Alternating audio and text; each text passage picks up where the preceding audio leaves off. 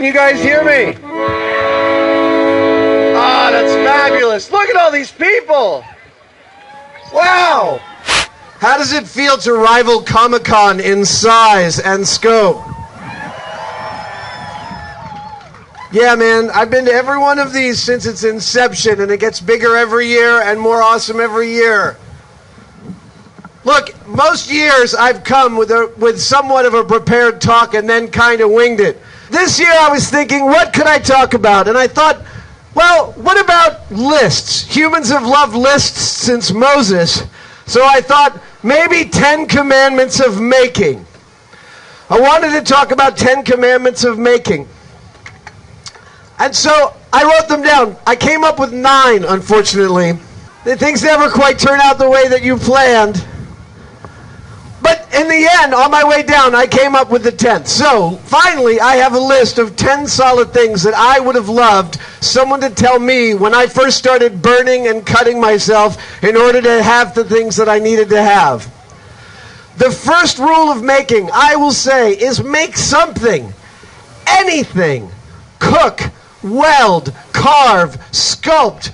Anything that you need to make, it's important that you make it. Humans do 2 things that make us unique from all other animals. We use tools and we tell stories. And when you make something, you're doing both at once. You're telling a story about your desire, you're telling a story about something that you want, you're telling a story about something that you see needs to be made, and you are using your tools to improve yourself and improve the world around you. When you make new things, you are joining in the most ancient dialogue that humans have ever had. So, commandment the first, make something, make anything. It may feel like it's totally insignificant, but it's vital that you do it.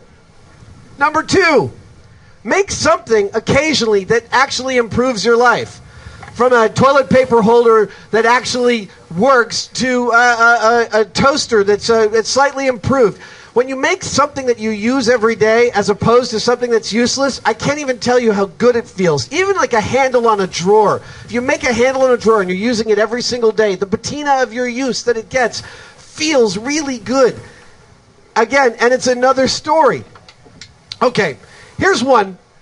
There's a million different skills being displayed out here. And I'm sure a lot of you are walking around and thinking, I wish I could do that. I wish I had that skill. Several of these commandments have to do with skills. The thing is that a lot of times we stop ourselves from moving forward with a project because we don't know how to weld or we don't know carpentry. And my advice is, start now. Start right now to do the thing that you want to do. There is no time like right now. And do it with the things in front of you. If you want to weld a car frame but you don't have a welder or a car or a frame, go ahead and mock it up out of oak tag and cardboard. There's a beautiful sculptor here in the Bay Area who made himself a 747 out of manila file folders. It's one of the loveliest things I've ever seen. 4, yes. I can't learn any skills unless I have a project to learn with. I need a goal. I need something. Well, it's like I need something. I need the thing that I'm trying to attain. I can't learn to weld just by someone showing me that it should sound like frying eggs and you set the dials like this. I need to end up with Wolverine claws or a sword or a pair of stilts or something like that. Always try to find a project that will get you interested in the thing that you want to build. Almost halfway there. 5. Ask. Ask questions. Ask for help. Ask for advice. Ask for feedback. You'll find when you make stuff that it actually kind of makes you vulnerable to ask for feedback, because it totally does. But if you find someone you trust, ask for advice. And when you find someone you trust, ask for feedback. I'll tell you, it's very funny. Among adults, we rarely actually turn to each other and say, what do you think of the work that I'm doing? And it's because that places us in a very vulnerable spot. But again, if you can find a teacher or a mentor or someone whose opinion you really respect, asking them very specifically about how they think you're doing can give you incredible insight. I've done it a few times in my life, and every single time I've gotten a tremendous perspective on what I was actually doing. Share. Now, there's a lot of talk about the sharing economy. I'm sure Etsy is totally present here at Maker Faire. And we trade stuff and we trade knowledge. That is really, really important. There is nothing that makes me angrier when somebody does something beautiful and you ask how it's done and they say it's a secret. No secrets. What are you protecting? Nobody's going to take your technique and then steal your idea. Nobody has a monopoly on being you. And if you think that your technique is what makes you interesting, you're being ridiculous. So share your techniques, because when you do, someone's going to come back to you with a better way of doing it, and you're going to learn something from them. 7, please recognize that discouragement and failure are part of every single Make project. Not something that happens every now and then. In every single project, you will find yourself discouraged and you will fail at some point. If you recognize that, boy, these balcony railings are terrifying. If you recognize that you're going to fail, at least when it's about to happen, when you are getting discouraged because you hit a snag and you don't have the part and it's Sunday night and it's 4 a.m., at least then you know that that's part of what's going to happen, and that the next morning it may be a little harder to get started, but if you know that mechanism, you can actually keep going. I personally, and I've said this many times before, whenever I'm making something, about 70% of the way in, I actually think I have no idea what I'm doing and I hate what I'm building. And Fellini even said that he knows that one of his films is almost finished when he totally despises it. And frankly, that 70, 80, 90% mark, the closer you get to the end, the more scared I get.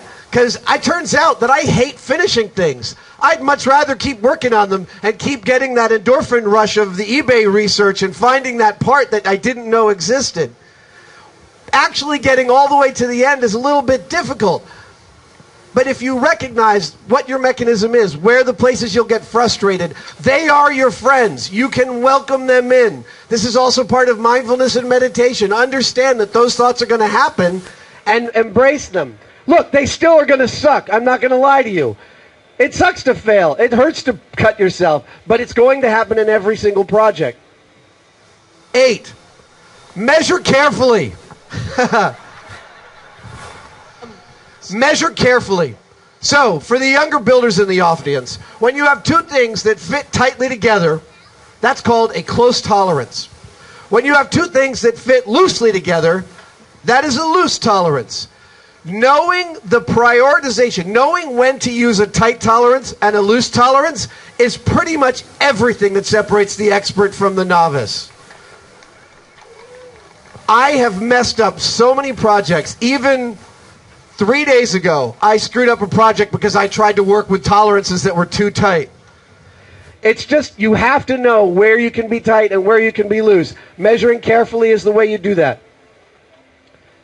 Number 9, make things for other people.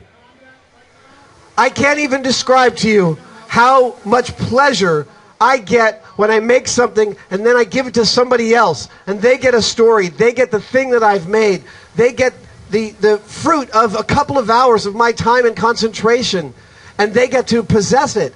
It does make you vulnerable when you give your stuff away. You should recognize that. Giving your stuff away does actually place you in a slightly vulnerable position, but it is also a really magical one. So occasionally when you're making stuff, give it away. Give it to other people. Number 10. Now, if I could go back in time, in a time machine, and tell my young self one thing about making that I really wished I'd known at the beginning, and would have saved a lot of money, time, and hurt bent fingers. The last commandment: use more cooling fluid. Yes, cold metal cuts much better than hot metal. Those are my 10 commandments of making. I love Maker Faire. I'll see you guys next year.